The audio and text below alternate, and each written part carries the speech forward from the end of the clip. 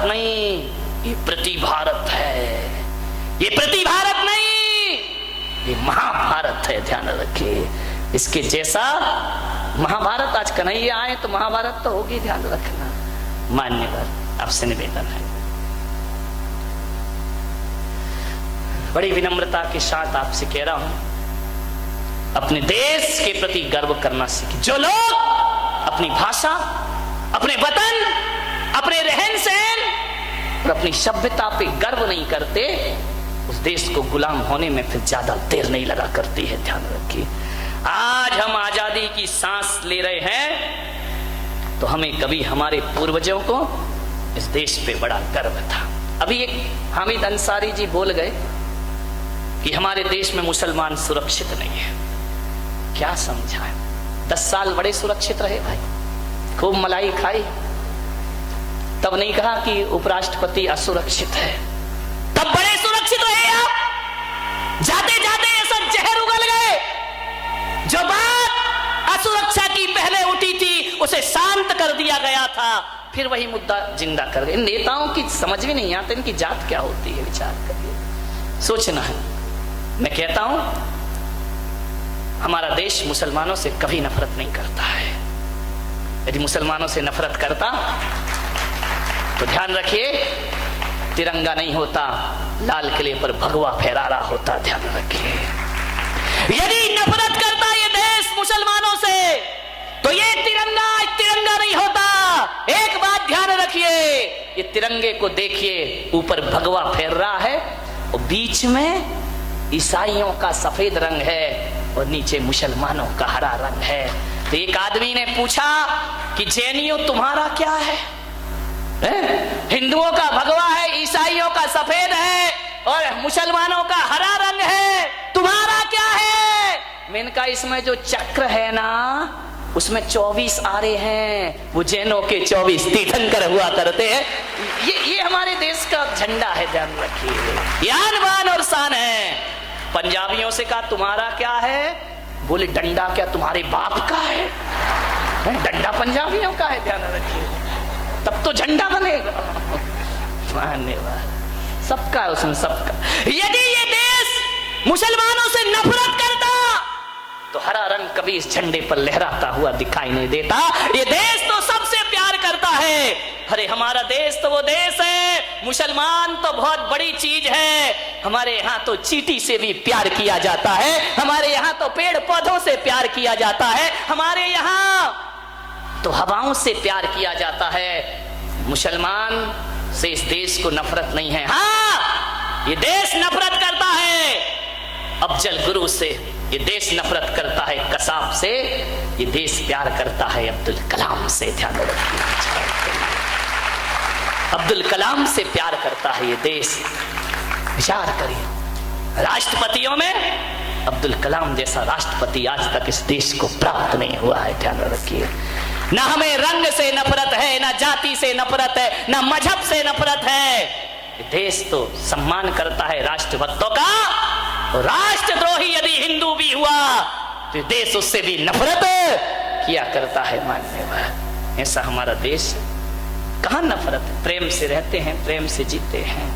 मान्यवर, यदि देश नफरत करता तो मुसलमान उपराष्ट्रपति बन सकता था इस देश में।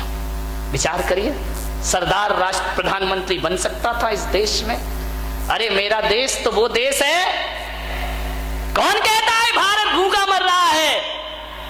विचार करिए, कौन कहता है भारत भूखा मर रहा है? चाय वाला प्रधानमंत्री बन रहा है, चाय वाला प्रधानमंत्री बन रहा है, झाड़ू वाला मुख्यमंत्री बन रहा है। दिल्ली में चाय वाला प्रधानमंत्री बन रहा है, झाड़ू वाला मुख्यमंत्री बन रहा है, 12वीं पास शिक्षा मंत्री बन रहा है, अंगूठा टेक सरपंच बन रहा है, और पढ़ा लिखा फेसबुक में ग्रुप खेल रहा है।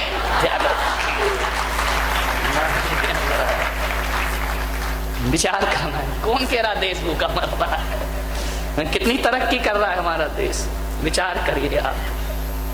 एक कुत्ता भारत आ गया विदेश का, एक कुत्ता विदेश का भारत आ गया, देखते हुए। बोले क्यों रे, तेरे देश में क्या कमी थी जो यहां आ गया है?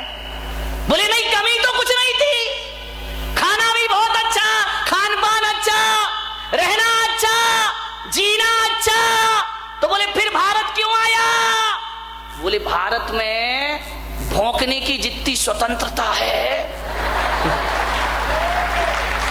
वो दुनिया के किसी भी देश के पास नहीं है। ध्यान रखना, यहाँ भौंकते रहते हैं लोग, ऊंची कुर्सी पे जाके भी भौंकते ही रहते। करें क्या देश को? विचार करिए, सोचना है आपको। मानने पर चाइना, ध्यान से सुन ले, हमारे पास सब कुछ है। ये मत समझना कि तोप तमंचे नहीं, बहुत है हमारे यहाँ, तोप तमंचों की जरूरत नहीं। हमारे यहाँ की तो महिलाएं इतनी तेज हैं, क्या जरूरत है तोप तमंचे की? ये मत सोचना कि बारामती की महिलाएं चूल्हा फूंकना जानती हैं। इनको सीमा पे भेज दो तो पाकिस्तान चाइना को भी फूंक देंगे। ध्यान रखना, ये नहीं, ये ऐसे कोई कमी नहीं है। ये चूड़ियां ही नहीं पहनती हैं। चाइना से इतना ही कह दो कि 62 के दिन तुम हमें याद मत दिलाओ, अब आओगे तो हमारी देश की महिलाएं चूड़ियां भी पहनाएंगी और घाघरा भी पहनाएंगी। ध्यान रखिए भारत, ध्यान रखना। और किसी को माता नहीं कहा। कभी सुना तुमने अमेरिका माता? जमता है क्या? चाइना माता, पाकिस्तान माता, माता के नाम पे कलंक हो जाएंगे। तो ध्यान रखिए, विचार कर। नहीं कभी जापान माता, किसी देश को माता लगाओ फिट ही नहीं होता है। अमेरिका दादा, चाइना बाप, लेकिन भारत माता, इसलिए उनको फिट नहीं। इनके संस्कार को तो छोड़ो, इनके नाम में नहीं जुड़ता है। कभी बोल के देखना, जय चाइना माता, फिट ही नहीं होता है कहीं से कहीं तक। जय अमेरिका माता, जय रूस माता, कहीं से फिट नहीं होता है मेरे भाई। और एक जुबान में निकल जाता है भारत माता कह करके दुनिया बुला। माता शब्द तो केवल भारत के साथ फिट हुआ करता है, क्योंकि इनके पास तो माता के संस्कार भी नहीं हुआ करते हैं। माँ के असली संस्कार यदि कहीं हैं तो केवल हिंदुस्तान के पास हुआ करते हैं। उस संपादक ने तीसरा प्रश्न पूछा कि आपके देश की सभ्यता और संस्कृति है या नहीं है? उनका है। तो बोले जब आपके देश में सभ्यता, संस्कृति, मर्यादा है तो जरा ये बताओ कि जापान, लंदन से बने कपड़ों के लिए तुम्हारे देश के युवा युवती क्यों तड़पते हैं उन्हें पहनने के लिए? आपको तो हिंदुस्तानी वस्त्र पहनना चाहिए, आपको तो भारत के वस्त्र पहनना चाहिए, मर्यादा के वस्त्र पहनना चाहिए। ये 3 प्रश्न हैं। देश का नाम, देश की भाषा और देश की संस्कृति। 70 साल से इन प्रश्नों का कोई उत्तर नहीं मिला। ध्यान रखिए, क्यों हम विदेशी वस्त्रों की तरफ भागते हैं? विचार करिए आपसे निवेदन है। इंदिरा नूई कोका कोला और पेप्सी की मालिक है। वो जब अमेरिका गई इंटरव्यू देने के लिए, उन्हें बुलाया गया, तो जब उन्होंने इंटरव्यू दिया तो उनसे पूछा गया, इस साड़ी पहनकर आप आई हैं, क्या ये इसमें आप यहाँ पे सर्विस करेंगी? उसने कहा अमेरिका से, क्यों, इसमें क्या दिक्कत है आपको? बोले साड़ी में, इस ड्रेस में, ये ड्रेस कोड है आपका? उन्होंने कहा ये ड्रेस कोड नहीं है, ये मेरी भारत की शान है, आन है और बान है। ध्यान रखिए। उसने कहा कि आप ये पहन के सर्विस करेंगी? बोले अवश्य करूंगी, लेकिन मुझे ये नहीं मालूम था मेरे देश में कपड़े देखकर नौकरी नहीं मिलती, मेरे देश में काबिलियत देख करके नौकरी मिला करती है। आप मेरी काबिलियत देखिए, कपड़े क्या देखा करते हो? विचार करिए। आज भी उनका ऑफिस अमेरिका में है और आज भी उस इंदिरा नूई ने एक संकल्प कर रखा है कि मेरे ऑफिस में प्रवेश करने से पहले जूते चप्पल आपको बाहर उतारना पड़ेंगे, अंदर उतारने की इजाजत नहीं मिलेगी। आज भी साड़ी पहना करती है। साड़ी एक मर्यादा हुआ करती है। ध्यान मानिए। स्वामी विवेकानंद विदेश गए, लोगों ने कहा, ए जेंटलमैन, ये क्या पहने हो भगवा? ये कोई ड्रेस है तुम्हारी? ये तुम्हारा स्टेटस है? ये अमेरिका है। स्वामी विवेकानंद ने कहा, मुझे आज समझ में आया कि अमेरिका का स्टैंडर्ड, अमेरिका का स्टेटस 2 कौड़ी का दर्जी बनाता है। हमारे यहाँ तो चारित्र स्टेटस बनाता है, हमारे यहाँ तो व्यवहार और आचरण से जीवन का स्टैंडर्ड बनता है।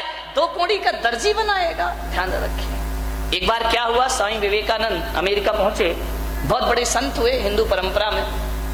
जैसे ही वह पहुंचे अमेरिका तो किसी ने उन पे व्यंग किया कि भारत कितना पिछड़ा है, भारत कितना पिछड़ा है। आज भी भारत की महिलाएं आदमी के पीछे पीछे चला करते हैं। शादी होती है तो दूल्हा आगे दुल्हन पीछे होती, बस उसी समय, बाकी तो फिर तुम ही पीछे पड़े रहते। विचार करिए, बोले हमारे भारत, हमारे अमेरिका में देखो कितनी स्वतंत्रता है। यहां पति पत्नी आगे पीछे नहीं चलते गाय बैल की तरह। हमारे यहाँ तो हाथों में हाथ डाल करके चला करते हैं, हमारे यहाँ तो हाथ पकड़ के चला करते हैं। और तुम्हारा भारत इतना पिछड़ा है कि पत्नी अभी भी जानवर की तरह पीछे पीछे चलती है। स्वामी विवेकानंद ने कहा कि तुम क्या जानो मेरे भारत की कीमत, तुम क्या जानो मेरे भारत के सिद्धांत। हमारे यहाँ जिस स्त्री से शादी हो जाती है 7 जन्मों की कसमें खा ली जाती हैं कि 7 जन्म हम पति पत्नी रहेंगे, हम 7 जन्म के रिश्ते बनाते हैं। और तुम्हारे यहाँ तो ये हालात है, सुबह का पापा कोई और शाम का पापा कोई। आए दिन जूते चप्पलों की तरह जहां पति बदले जाते हैं, हम तुम्हारे यहाँ तो जूते चप्पल जैसे बदल लेते। बच्चे को नहीं मालूम, अमेरिका में पूछ लो बेटा तुम्हारे पापा का नाम क्या है, वो कहता है 2 मिनट रुको जरा गूगल में सर्च करके बताता हूं। ध्यान रखिए, ये अमेरिका के हाल है, विदेशों के। पता ही नहीं है उनको कौन बाप कौन माँ। बोले तुम्हारे यहाँ की नारी को ये डर रहता है कि मुझे छोड़ के वहां नहीं चला जाए, इसलिए हाथ पकड़ के चलती है। और मेरे देश की नारी को विश्वास हुआ करता है कि 1 जन्म नहीं 7 जन्म भी ये कहीं और नहीं, इसलिए वो पीछे पीछे चला करती है। ध्यान रखिए, ये भारत हिंदुस्तान की गाथाएं हैं मेरे भाई। लाल बहादुर शास्त्री जब पाकिस्तान गए, क्या जज्बे रहे इन लोगों के। आप जानते हैं उनकी हाइट बहुत नीची थी, छोटे से थे, लेकिन ऐसा प्रधानमंत्री लाल बहादुर शास्त्री के बाद हिंदुस्तान को आज तक प्राप्त नहीं हुआ। ध्यान रखना, जो जब प्रधानमंत्री रहे देश के, और जब देश से विदा होते हैं तो कर्जदार होकर के दुनिया से जाते हैं। मान्यवर, अमेरिका और भारत में इतना ही अंतर है कि अमेरिका में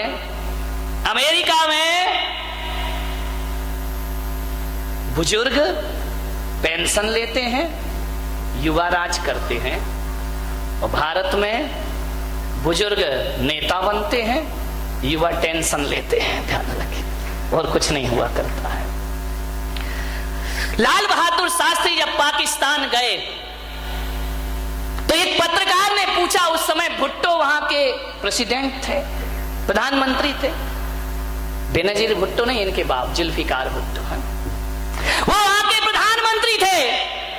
तो लोगों ने कहा कि शास्त्री जी आपकी हाइट कम है और उनकी हाइट ज्यादा है, जब आप मिलोगे तो आपको ऐसे देखना पड़ेगा। क्योंकि वो पत्रकार भी क्या क्या पूछ बैठे, कोई भरोसा है क्या। बोले वहां भारत की निगाह, भारत तो नीचा हो जाएगा, वो ऊंचे हैं, आपको ऐसा देखना पड़ेगा। भारत का प्रधानमंत्री कहता है, पत्रकार महोदय बिल्कुल सच कहा है, वो उनकी हाइट ज्यादा है, मेरी हाइट कम है, लेकिन मैं जब भी देखूंगा नजरें उठा के देखूंगा, वो जब भी देखेगा नजरें झुका के देखेगा। ये भारत की शान है। भारत जब भी देखेगा नजर उठा के बात करेगा, और पाकिस्तान जब भी देखेगा नजरें झुका के बात। क्या जज्बे रहे इन लोगों के, कैसा इनके अंदर राष्ट्रभक्ति और देशभक्ति के प्रति जज्बात भरे रहे इनके अंदर। मान्यवर, सोचना है आपको, निवेदन है आपसे। मैं बीमार हूं, अब तो बंद कराओ भाई। और बोलूं? हाँ बोलो, क्या बात है। तो आज ही लेके जाओगे तुम बंदूक पाकिस्तान पे? विचार मान्यवर, भारतीय संस्कृति का दुनिया में कोई भी मुकाबला नहीं हो सकता है। अमेरिका ने कहा कि भारत कहां पहुंचा, हम कहा भारत कहां पहुंचा, जहां तुम नहीं पहुंचे वहां भारत पहुंचा। बोले क्या मतलब? हम मंगल पे पहुंच गए, हम चांद पे पहुंच गए, भारत कहां पहुंचा? भारत तो बड़ा पिछड़ा हुआ देश है। मैंने कहा तुम मंगल में चले जाओ, रूस मंगल में चला जाए, अमेरिका चांद पे चला जाए, लेकिन मेरा भारत जहां पहुंचा है वहां दुनिया के कोई देश नहीं पहुंच सकते हैं। तुमने चांद तारों की यात्रा की है, और मेरा भारत तो वो है जो मोक्ष की यात्रा करता है, वैकुंठ की यात्रा करता है, जिसके सामने चांद तारे बहुत नीचे हो जाते। दुनिया के देश पदार्थ खोजा करते हैं, और मेरा भारत परमात्मा खोजा करता है। यहां परमात्मा तलाशे जाते हैं। इंग्लैंड में जितने सिनेमा घर हैं, उससे ज्यादा तो हमारे वृंदावन में कृष्ण गोपाल के मंदिर बना करते हैं। मंदिर पग पग, मंदिर डग डग तीर्थ। आज कन्हैया का जन्मदिन है, एक साथ हो गया। आज आजादी का दिन भी है और नारायण कृष्ण का जन्म भी है। आज आजादी सफल हो गई, क्योंकि आज 12 बजे रात को कन्हैया भी आजाद हुए थे जेल से, और हमारा देश भी आजाद हुआ था हुकूमतों से। ध्यान रखिए, 12 बजे रात को भाग गए थे कृष्ण जी। एक समय कृष्णचंद भाग गए आधी रात। एक समय कंस को पछाड़ दिया रण में। जिंदगी को देखिए, एक समय कृष्णचंद भाग गए आधी रात। आज आधी रात को भागे थे, बहुत बाजे बज रहे थे। मैंने कहा आ गए कन्हैया, ध्यान रखना।